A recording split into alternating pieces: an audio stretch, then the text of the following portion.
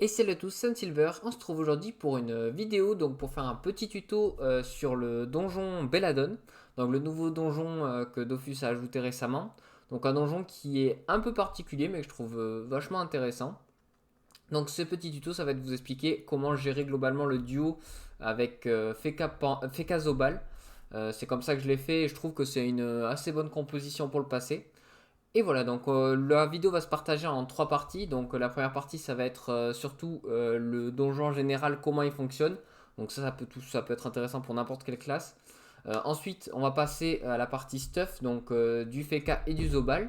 La dernière partie, on fera la stratégie que j'ai utilisée pour battre ce donjon.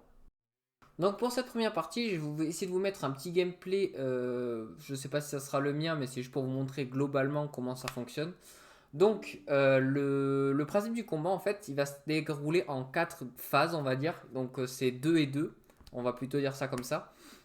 Alors, il faut savoir que le combat, vous avez 3 mobs dans le combat, plus en butin 4, 3 mobs dans le combat, plus la boss.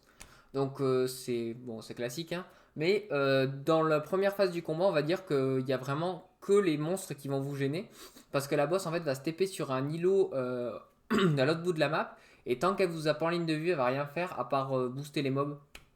Donc ça va pas vous déranger pour le combat si vous restez caché.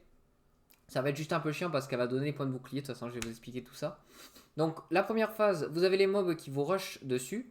Alors pour délock la boss, parce qu'elle est invulnérable, il faut tuer les trois mobs. Donc c'est assez facile, hein, donc genre il n'y a pas de méthode trop compliquée. Donc, vous tuez les trois mobs. Donc, quand vous tuez un premier mob, ça va mettre un état 1 à la boss. Quand vous tuez un deuxième mob, à l'état 2. Quand vous tuez le troisième, l'état 3. Et hop, elle devient vulnérable. Alors, il faut savoir que ces états, en fait, ils s'incrémentent. Et ils vont faire en sorte, en fait, que la boss va soigner de plus en plus selon ces états. Plus mettre plus de points de bouclier. Donc, le moment donné, vous avez tous les mobs sur la map. Je crois qu'ils ont un truc comme 520 points de bouclier. Ensuite, dès que vous avez tué un mob, ils vont passer un truc aux alentours de 1000. Et après, je crois que c'est 1700, un truc du genre.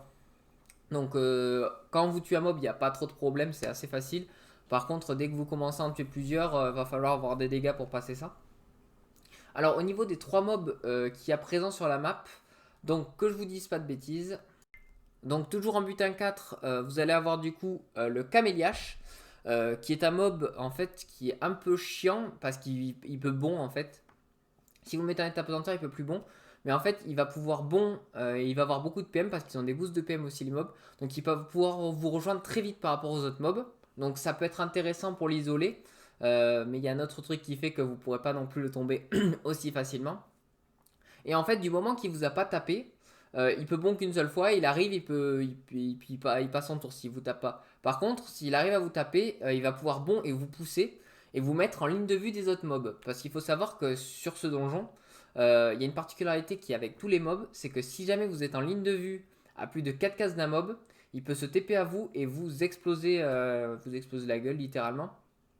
Donc il peut vous dépop un perso. Donc faut faire très attention, il faut voir ce combat en fait comme si vous esquiviez des toiles sentinelles en fait. Donc ce mob il va vous rush, c'est le premier qui va vous rush le caméliage sur vos persos. Et ce mob en fait, oui, si jamais il commence à vous taper, il va pouvoir bon et vous pousser et vous mettre en ligne de vue. Donc c'est le mob le plus intéressant à tuer en premier. Mais il faut savoir aussi que la boss peut mettre un état sur n'importe quel monstre. C'est un état qui est représenté par une petite flamiche sur la tête du monstre. Alors quand c'est en état 2 et que vous tapez un monstre, vous allez échanger de place une fois avec lui. Donc ça peut être intéressant aussi si vous voulez ramener un mob vers vous. Et si c'est en état 1, je sais plus trop ce que ça fait, mais c'est pas trop gênant du combat. C'est aussi, il faut savoir que si vous le poussez, le mob qui est à l'état flamiche, il gagne 3 PM. Donc c'est faut éviter de le pousser quoi. Ça sert à rien de le pousser si jamais vous voulez qu'il vienne à votre. Enfin, si vous voulez le dégager, ça sert à rien de le pousser quoi. Donc vous avez le mob qui va. Donc le caméliage qui va souvent se retrouver à votre cac.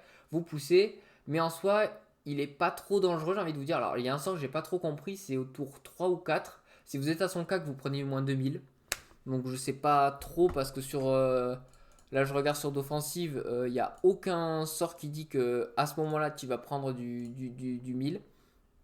Donc je sais pas trop pourquoi ça fait ça. Euh, Après, je sais qu'il y en a certains qui vont me dire, en fait, quand on a l'état flamiche, il y a un moment donné où si vous êtes à moins de 2 cases d'un mob, vous prenez beaucoup de dégâts, mais c'est pas ça.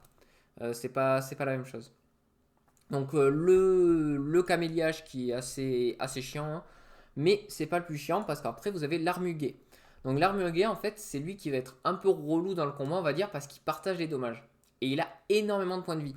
Là où le caméliage il avait aux alentours de 7000, l'armuguet il va être plus aux alentours de 8000, 9000 et en plus il va se donner de la vie. Donc il va être souvent à 10 000 points de vie. Donc ce mob là en fait il va partager des dégâts avec un mob. Donc moi de tous les combats que j'ai fait il a toujours partagé au début avec le caméliage. Donc ce que vous pouvez faire, il faut savoir que c'est débuffable. Donc ça peut être plus intéressant de le debuff. Notamment dans le duo comme je vous expliquerai plus tard je me sers du debuff. Et sinon la muguet après vous pouvez le tacler au cac. Il est pas trop dangereux, il fait pas grand chose. Toujours rester proche de lui. Enfin, c'est pas quelque chose de dangereux. Il va juste vous rush à la gueule et il va juste taper. Et même des fois, même s'il peut taper plus loin que son cac, il y a des moments où il va juste passer son tour si vous appelez au cac. Donc je sais pas trop comment il fonctionne encore l'IA, mais il a une IA qui rush, mais il est pas trop dangereux. Le troisième, donc ça va être un des plus chiants aussi, c'est le coq licogne. Alors lui, il faut savoir qu'il est une IA fuyarde. Il peut taper globalement d'un peu partout en fait à cause de ce mob en fait s'il tape un allié, enfin un de vos persos, tous les persos en ligne vont être attirés, même si c'est une invoque ou quoi, ils vont être attirés et ça peut faire des dégâts de zone en fait. Il fait pas si mal mais il faut le savoir. Et ce qui est chiant en fait c'est que il a un sort en fait qui tape qu'en ligne et qui retire des PM et qui lui donne des PM. Euh, donc ça, vous pouvez vous en servir pour le ramener, vu qu'il peut taper qu'en ligne et que vous avez quand même beaucoup d'endroits pour vous cacher. Vous pouvez essayer de le ramener comme ça. Par contre, si jamais il fait ça, en fait, il va se donner 3 PM. Donc il faut aussi calculer pour pas qu'il fuit trop loin. Comme c'est un mob fuyard, il est vraiment chiant. C'est le seul qui a de la PO, mais il fait vraiment pas beaucoup de dégâts. Donc si vous arrivez à le tacler assez, le mieux c'est de le tacler et de laisser 2 cases pour éviter de prendre les dégâts de la flamèche. C'est intéressant en fait de le garder pour la fin en fait. Souvent on fait d'abord le caméliage, après on tue l'armuguet, puis après le coquelicogne. Il y en a qui préfèrent tuer le coquelicogne avant l'armuguet, mais bon. Dans tous les cas, dès que vous avez réussi à le choper au cac, il fait plus trop grand chose parce qu'il va perdre beaucoup de PA et il est pas si dangereux que ça. Mais il est chiant parce qu'il fuit. Donc ça c'est la phase 1, vous avez les mobs, vous les cleanez, et puis là c'est au tour du boss d'arriver sur le terrain. Alors Belladone, alors ce perso, il faut savoir que il a beaucoup de sorts de bons, mais vous pouvez pas le mettre en état pesanteur. Donc c'est un peu chiant, surtout qu'il y a un sort en fait de bon pour le duo qui est un peu relou parce qu'en fait elle vous met de l'érosion. Et en plus de ça, elle a 10 PM. Donc du coup, elle se déplace beaucoup. Alors, elle a un sort de bon du coup qui vous met de l'érosion. Et un autre en fait qui va vous mettre à moins 100 PM sur un glyphe que si vous terminez dessus, vous êtes one shot. Alors ça aussi c'est un peu chiant, mais il faut savoir que vous n'êtes pas en état pesanteur, vous n'êtes pas bloqué. Hein, genre, s'il y a un autre perso qui vous pousse, c'est bon, vous pouvez vous dégager du glyphe. Même si par exemple vous jouez FK, vous pouvez partir. Si vous jouez Zobal, vous pouvez partir. Panda avec Casca, vous pouvez partir. Enfin, c'est assez facile de partir du glyphe. Mais même si vous sortez du glyphe, vous gardez les moins 100 PM. Ça, c'est un peu relou, mais bon. Et ensuite, au niveau de ses sorts, en fait, elle a deux panels de sorts. Donc, il y a une phase où, ça, c'est là celle que je vous expliquais, j'ai fait un peu trop vite. C'est la phase où elle est délock. Donc, vous avez du coup là une TP qui rod, une TP qui retire des PM. Et vous, après, elle a des sorts de tape classique qui enlèvent des PA. Donc, ça aussi, c'est un peu relou pour la taper. Après, elle fait mal, mais elle fait pas si mal que ça. Donc, elle est tankable. Au niveau de ses sorts, quand elle est statique, donc j'aurais dû commencer par ça. Alors, elle a le sort du coup qui permet de donner des boucliers, des PM de la portée aux alliés et de soigner, enfin de ses alliés. Mais vous avez également un sort. En fait, si elle vous a en ligne de vie, elle vous met un glyphe autour du perso qu'elle a en ligne de vue. Et si un perso commence son tour dans ce glyphe, il est one shot. Alors, le glyphe, ça forme une grosse étoile. Donc, vraiment, ça part comme ça. Hein, j'essaie de vous l'animer. Et il est assez relou. Normalement, vous êtes pas censé, si vous jouez bien, vous n'êtes pas censé la voir apparaître. Mais quand il apparaît, je peux vous dire que ça m'a ruiné beaucoup de games. Parce que des fois, il y a des lignes de vue, je pensais pas qu'elle l'avait, mais elle l'avait. Et ça peut vous faire perdre un perso très très facilement. Donc faire très attention de jamais être en ligne de vue. Surtout si, en fait, si jamais elle arrive à choper le deuxième perso qui joue et que c'est le premier perso il est dedans, bah du coup vous pouvez pas le sauver, il est mort de base. Après vous pouvez finir votre tour dedans, il n'y a pas de problème. Par contre commencer ça tue. Donc ça c'est son panel de sorts statiques. Et du coup vous avez les panels de sorts quand elle est mobile. Elle a 29 000 points de vie et elle a un seuil à 50%. Donc quand vous arrivez à la phase 2, donc vous commencez à la taper, vous la mettez à midlife et là elle va se re-TP sur son îlot. Donc repartir, vous refaites le même combat et elle va réinvoquer tous les mobs qui sont morts. Mais cette fois-ci, ils vont pas être invoqués genre comme dans la timeline en mode vous avez un mob, un perso, un mob, un perso, un mob. Là, ça va être tous les mobs d'affilée puis tous les persos. Donc ça peut être assez dangereux. Si jamais vous êtes en ligne de vue notamment, hein, parce que ça m'est arrivé que ça rollback et que je sois en ligne de vue direct à cause d'une invie ou autre. Donc ça peut être dangereux. Mais faut savoir du coup que vos persos vont jouer à la suite. Donc ça peut être aussi pas mal si jamais vous voulez clean les persos. Durant cette phase-là, il faut savoir aussi que chaque tour qui passe, les mobs vont gagner 10% de dégâts en plus, mais ils vont également perdre 10% de raise. Et ils vont être invulnérables le premier tour. Donc du coup, au pire, vous les laissez venir tranquillement. Même s'ils ont des dégâts augmentés, tant qu'ils vous ont pas en ligne de vie, ils font pas excessivement mal. Donc ça peut le faire assez bien quoi. Donc vous pouvez les laisser se boost et comme ça vous les clean up assez vite. Donc vous refaites Caméliache en premier, puis l'Armuguet. Même si là, si vous arrivez à choper le Coquelicogne, vous pouvez le tuer aussi. Enfin, vous pouvez le tuer assez facilement. Donc si vous avez moyen de le choper, peut-être tuer le Coquelicogne avant et puis l'Armuguet en dernier. Et une fois que vous avez reclean ce groupe, hop, la Roboss réapparaît, c'est la même chose, et là vous la tuez. Donc ça, c'est vraiment le principe du combat. J'espère avoir été assez clair. Donc le but c'est un butin 5, butin 4 à chaque fois je vous parle, hein, attention, parce que sinon elle aura plus de vie. 14 000 points de vie, c'est assez facile à tomber en vrai. Faut juste réussir à la choper parce qu'elle a beaucoup de PM, vu qu'elle va se TP puis fuir, se TP puis fuir. Et avec 10 PM, c'est assez dur si vous avez des persos cac de la choper. C'est pour ça que maintenant je vais vous présenter les stuffs avec lesquels je l'ai fait et qui semblent vachement intéressants. Alors, on va passer au stuff maintenant. Donc, on va commencer par le stuff du Zobal. Donc, le Zobal, j'ai décidé de lui mettre un stuff qui feu. Tout simplement parce qu'il fait de gros dégâts feu. Mais pourquoi vous me dites pas terre? C'est parce qu'il a aussi accès au sort qui s'appelle Pugitario. Donc, Pugitario, c'est un sort qui est très intéressant parce qu'il est buff. Et comme je dis tout à l'heure, il y a un mob qui sacrifie. Donc souvent, le premier tour, en fait, vous allez juste attendre que les mobs rush. Et du coup, la muguet va sacrifier. Donc le premier tour, vous allez normalement pas taper beaucoup.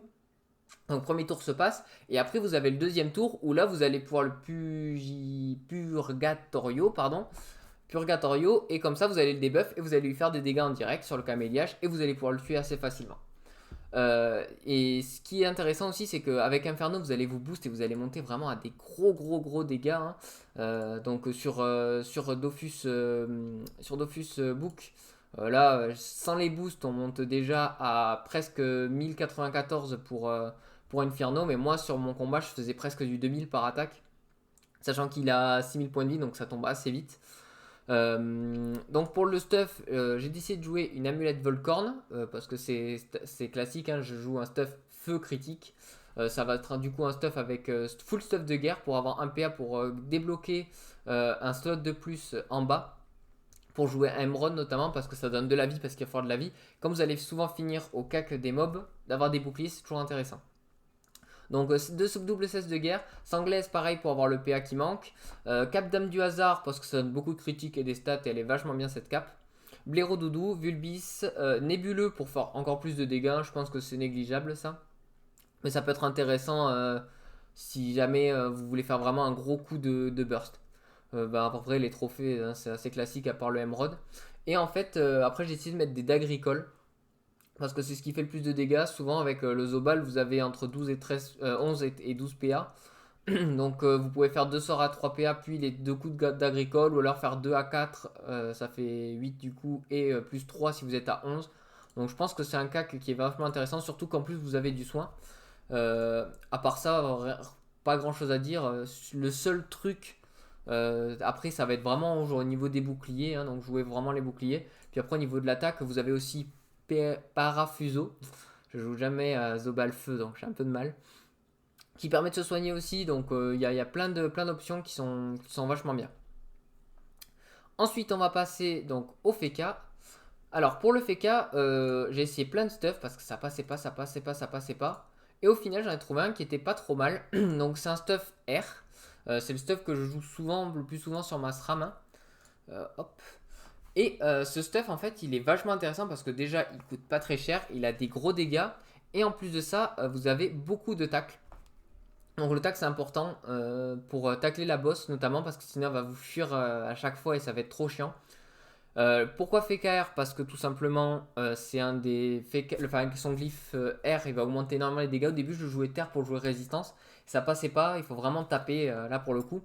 De toute façon vos sorts du FK ils vous suffisent largement à tanker hein, pour le reste. Donc Colivalet Vénard classique, Casque Volcorn, Mantache, Anolister plus Gandvalet Vénard. Alors bon, ça c'est pour faire un stuff pas cher. Hein, vraiment, si moi je l'ai passé avec ce stuff, si vous avez des stuff un peu plus opti, ça peut être un peu plus intéressant. Notamment à mettre un anomanclature, hein, si j'en avais pas sous la main. Bouclier PECD pour taper au cac, Ménoture, cap indescriptible. Vous avez beaucoup de stats 1395, beaucoup de vie 4695. Et après, donc, je joue Dofus Ocre, Dofus Vulbis pour avoir du tacle en plus si jamais on prend des dégâts. Vous avez l'acrobate majeur et le cascadeur majeur, plus le Emerald toujours. Donc, beaucoup de vie. Là, ce coup-ci, on a un peu plus de res avec le FK et surtout 139 de tacle, plus les 20 du Vulbis vu que vous faites taper tous les tours. Ça permet de tacler la boss et qu'elle puisse pas se barrer très très loin. Donc, ça, c'est pour les stuffs. Franchement, c'est pas des stuffs excessivement chers. Donc c'est assez abordable, vu qu'en plus on n'a pas forcément besoin, on a besoin des Vulbis mais on n'a pas forcément besoin du Ocre, vu qu'il n'y a pas de bonus panneau qui bloque sur le stuff du FK.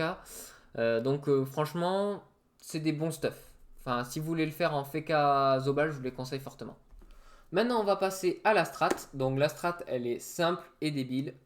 Vous rushez au cac. Alors, vous les laissez venir le premier tour, et après, dès que vous êtes un peu caché derrière les blocs qui sont en bas de la map, vous les laissez venir tranquillement. Donc, vous commencez par péter le caméliage, comme je vous ai dit.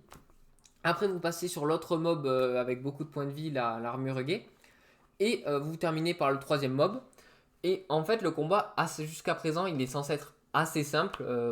Faut vraiment pas hésiter à protéger avec les boucliers du Zobal, l'égide, Ataraxie. Même de temps en temps, si vous n'avez pas forcément besoin de mettre le glyphe vert, vous mettez juste le glyphe marron, là, le glyphe protecteur.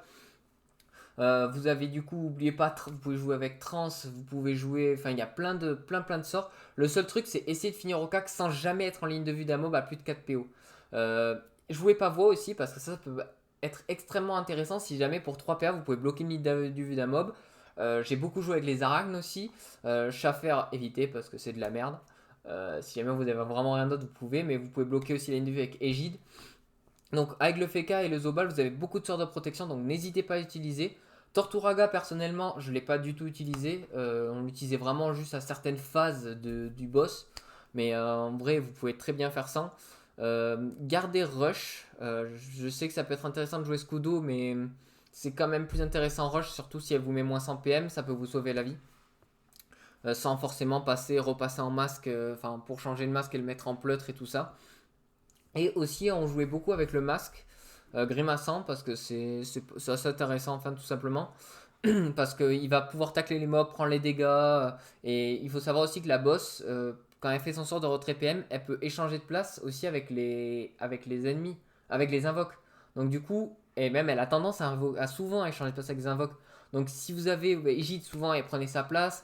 Si jamais elle avait des arachnes et tout ça, les Kawot, tout ça, vraiment à la phase où le boss est délock, vous invoquez à balle et comme ça vous êtes tranquille. Donc la phase du boss elle est chiante surtout à cause de son érosion en fait. Le but c'est d'essayer de prendre le moins d'érosion possible. Le caméliage aussi peut éroder mais comme vous le tuez assez relativement vite, il va pas trop vous éroder normalement. Mais la boss elle va vous éroder si vous n'avez pas assez de dégâts assez rapidement. Comme elle va se TP au niveau des alliés, elle va se TP aléatoirement. Alors il n'y a pas vraiment forcément l'aléatoire, il doit y avoir quelque chose, mais moi je regardais pas trop ça. Ce que je faisais c'est que je mettais le Zobal et le Feka à côté quasiment avec des invoques. Et comme elle se téléportait à côté du Feka, elle était taclée, elle se détaclait, puis elle était juste à côté de nous. Et on pouvait la bourriner. Vous allez perdre des PA aussi, donc c'est un peu chiant. Souvent il y a des persos où genre t'étais dans le glyphe et tu sais tous tes PA pour sortir, mais bon, tant pis, hein. Et du coup, vous rechassez en cac, vous la bourrinez. Après, du coup, à la deuxième phase, comme n'hésitez pas à tempo un petit peu, les dégâts sont pas excessifs. Mais il faut vraiment alterner entre plastron, égide, sans jamais faire tout le temps la même chose, enfin tout en même temps. Il faut essayer comment dire, de les étaler un petit peu. Si vous voyez que le plastron va partir, sortez l'égide. Si vous voyez l'égide va partir, vous mettez les boucliers FK, vous mettez Ataraxie, vous mettez tout ça. Si normalement après dès que ça part, il y a le plastron qui revient et puis vous faites une boucle comme ça. Ça peut être vraiment pas mal pour vraiment tanker parce que la boss peut être un petit peu dangereuse quand même. Comme elle vous érode et que vous avez des points de bouclier, ça peut vite fait vous défoncer quoi. C'est pour ça que le combat en soi est pas très dur, mais il faut faire attention. Il y a juste à taper en fait, vraiment à taper, taper, taper, et en essayant de rester le plus proche des mobs possible, sans jamais qu'il y ait de ligne de vue. J'ai eu quelques petits problèmes aussi, on va dire, en faisant main propre. Si jamais vous jouez SRAM, faites attention parce que quand vous mettez les poisons et que le mob va mourir, en fait, et que vous êtes loin, en fait, il va d'abord se TP, vous taper et mourir du poison. Alors ça, c'est un peu, je sais pas si c'est un bug ou si ça va être patché ou quoi. C'est pas normal vu qu'il est censé pas pouvoir jouer son tour vu qu'il est au début du tour. Et bon, vous connaissez Dofus, il y a quelques petits bugs encore, hein. Mais globalement, le combat est vraiment pas dur. Il faut pas hésiter à aller rush sans vraiment être à la ligne de vue du boss. Le combat est assez plié assez facilement. J'ai pas mis tant de temps que ça au début. Je comptais juste faire en fake Asram et attendre que la boss arrive. Et en plus, après, bah, du coup, j'ai juste à faire trêve et puis hop, je la pousse dans les pièges, c'est fini. Mais sauf qu'avec tous les PM qu'elle avait, c'était pas assez gérable. Normalement, je vais le tenter dans les prochains jours en Panda SRAM. Là, je pense que ce sera beaucoup plus facile que le FK, mais normalement avec le FK Zobal, en moins de 10-15 tentats, je pense que vous pouvez passer assez facilement. Donc voilà, j'espère que j'ai été assez clair. Je vous ai pas montré énormément de gameplay parce que je l'ai fait quand j'ai été, enfin quand j'ai pas fait record quand je l'ai fait. Mais j'espère avoir été le plus clair possible en vous expliquant au maximum le donjon comment il fonctionne. Vraiment, c'est un donjon qui est assez intéressant. Moi, je l'aime beaucoup. En vrai, il est pas. Ça permet à certaines classes qui tapent pas non plus excessivement fort de pouvoir faire quelque chose. Du coup, avec le Nini ou quoi, c'est pas un duo à la servitude où vraiment on doit taper, taper, taper, taper. Là, c'est juste, on peut essayer de tempo un peu et ça peut passer quoi. Et voilà, donc j'espère que ce petit tuto vous a plu et moi je vous dis à la prochaine pour une prochaine vidéo.